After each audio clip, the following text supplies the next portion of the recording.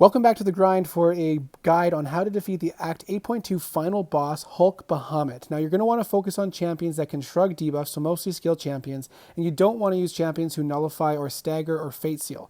Now, if you throw the same special attack twice in a row, he's going to have a chance to, or he's going to actually auto block you, and then he'll smack you in the face. So don't do that. Rotate your special attacks. You can see the number in that white circle with the red number. It'll tell you which special attack you used last. So you want to make sure to alternate your special attacks. You also cannot attack into his block. He's going to block all unblockable attacks, and if you hit into his block, he gets a timer that the next hit will make him go unstoppable. So you want to avoid hitting into his block multiple times, and you can't really rely on that as a tactic, even if you're unblockable. So the way you want to approach the fight is, one, by shrugging off debuffs. It's going to give you those yellow charges. He's also going to have a timer, and when that timer ends, if you're close to him, you're going to get another one of those yellow charges. Now, if the timer ends while you're far away, it's going to turn red. And if you get multiple of those, you're going to start taking incinerate damage at different points in the fight, so bad things will happen. Now, you want to get at least 3, and when he throws his special 1 with at least 3, he'll consume 3 to throw a radiation blast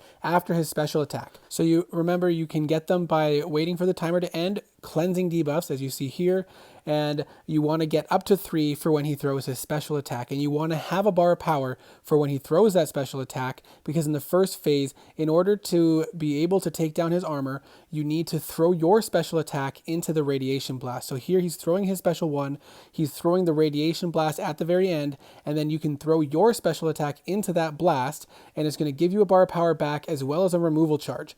In the first phase, with that removal charge, all you have to do is knock him down, and that's going to break his armor. So with Shang-Chi, you throw a 5-hit combo, and you heavy into that stun. Boom.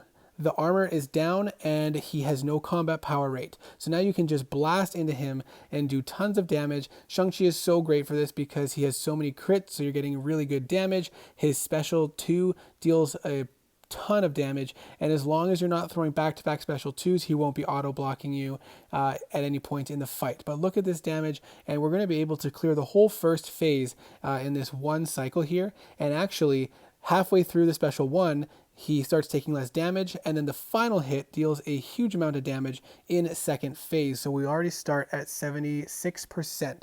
So now in the second phase, you're still going to have to build him up to 3 of those yellow charges, and then have him throw a special attack, and then throw your special attack into the radiation blast to get your removal charge. So the method of getting your removal charge is the same. Once you get your removal charge, the way that you break his armor is different in this phase.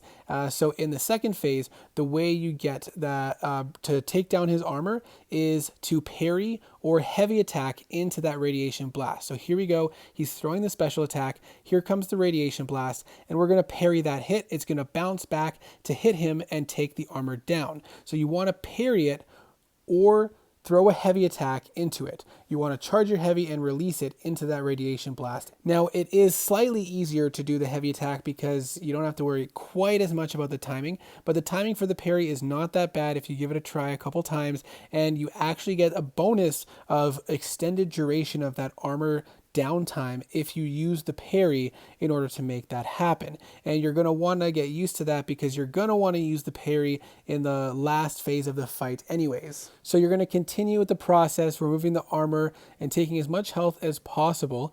And the second phase is going to be from 80% down to 40%. So now here you can see we throw back that blast, break his armor, and now we're going to town yet again, and we're going to throw off a big special 2 once again, and we're going to deal some crazy damage. It's actually going to be decreased for most of it, but the last hit is going to happen after, again, that decreased damage occurs, and we're going to get a huge start, well, a decent start onto the next phase. So now the third phase is the same as phase 2, except he has a 25% chance of, instead of throwing a radiation blast, which you can see there, it says radiation, instead of the radiation blast, there's a 25% chance that it will be heat radiation, and you can tell the difference by when he's throwing that last animation of the special attack. It says radiation and he's green. You want to parry that or throw it back at him.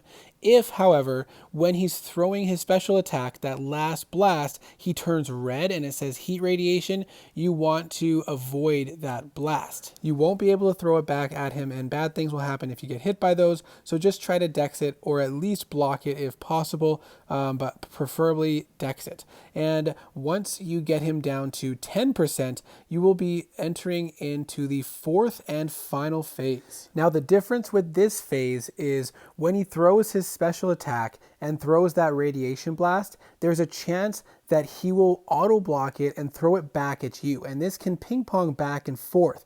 Each time he auto blocks it and sends it back to you, the chance that he'll do it again is reduced by 25%. So it can only happen a certain amount of times. And then once it hits somebody, that chance is then reset. And that chance of him auto blocking it is indicated by that pink shield there that says 100 by it, and each time he throws it back to you, you can see it decreasing. And then every time you reflect it back to him, he's going to lose 5 of his armor. So the more times you reflect it and the more times you go through the process of reflecting it, his armor is going to get weaker and weaker and weaker to the point that you're doing some ridiculous damage. So instead of just completely removing the armor for a short period, you're slowly weakening the armor throughout the fight, and at a certain point you'll start to do some pretty big damage and be able to finish off the fight pretty quickly. But it is kind of a build up, so if you do have to restart the fight, you will take some time to build up that damage again, and it starts to get pretty big later on in the fight. You can see now he's at minus 65, so our basic attacks are doing quite good. That heavy attack did some pretty big damage, and then we're going to build up to a special 2, and we're going to do some significant damage. So basically this whole process has been building up that damage reduction. Now we're working up to a special 2. We are starting to whittle away his health there, but now once we get to this special 2, we're going to do some big damage and finish it off. He's at minus 95% there. There we go with some big punches and the final blow, over 100,000 damage. So I liked using Shang-Chi, but Mole Man is an honorable mention for me as well. But really, any skill champion or champion that can shrug off debuffs will help speed up your ability to ramp up and get through these phases. But you can also use other champions that just do some good damage. I've seen some fights with Hercules that go quite well. But in order to speed up the process and build up those charges faster, you're going to want to be able to shrug off those debuffs. And again, I found it to go quite smooth with Shang-Chi, but Mole Man, as you can see, can absolutely shred as well. So I hope that this video is helpful to understand this fight and help you plan and prepare for it. And let me know if you have any questions in the comment section below, and I hope to see you in the next video.